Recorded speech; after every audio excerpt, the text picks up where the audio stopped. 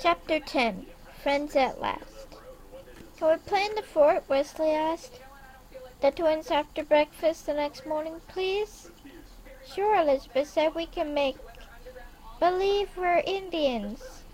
The fort will be our teepee, Jessica added. Let's go, Eric said. Elizabeth, Jessica, Eric, and Wesley raced to the fort. When they got there, Eric pretended to be old Chief Buffalo Breath. He sat in the teepee all morning and gave orders. Elizabeth and Wesley were braves. They practiced walking through the woods without making a sound. Jessica was the medicine woman. She gathered leaves and berries to make a pretend healing potion. Boys, girls, they heard a woman shout. That's our mom, Wesley said. Eric and Wesley ran through the woods. Elizabeth and Jessica followed them. The boys didn't stop running until they reached their parents. Mr. and Mrs. Nilsson gave each of the boys a big hug. Hooray, Wesley shouted, dancing in a circle around Mr. and Mrs. Nilsson. Mom and Dad are back. A few minutes later, Eric and Wesley were ready to go. The Wakefields watched as the boys put their bags in the Nilsson's car. Mr. and Mrs. Wakefield, Stephen, Elizabeth, and Jessica waved as the Nilssons started to drive away. But before it reached the end of the street, the Nilssons' car jerked to a stop, and Wilson jumped up. He ran back to the Wakefields. I almost forgot, he said when he reached them. He held out Jessica's koala bear. I did forget, Jessica told Wesley, taking the bear from him and giving it a big hug. Thanks. You're welcome, Wesley said. He turned and ran back to the car.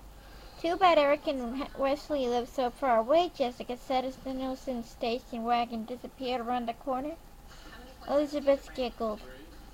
Does that mean you didn't mind being invaded? Jessica laughed. No, it was fun. Things are going to be boring without Eric and Wesley, Elizabeth said.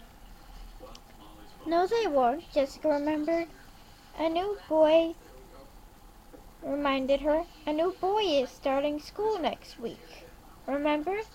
The Friday before, their teacher, Mrs. Otis, had announced that a new student would be joining their second grade class. That's right, Elizabeth said. What's the boy's name again? Jessica asked.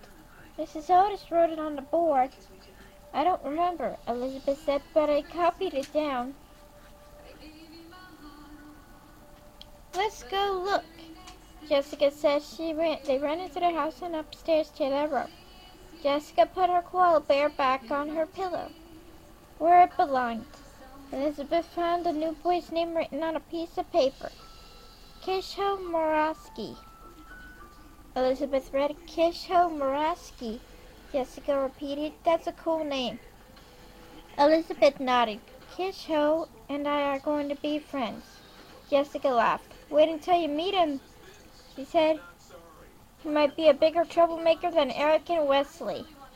No way, Elizabeth said. I'm sure he'll be great.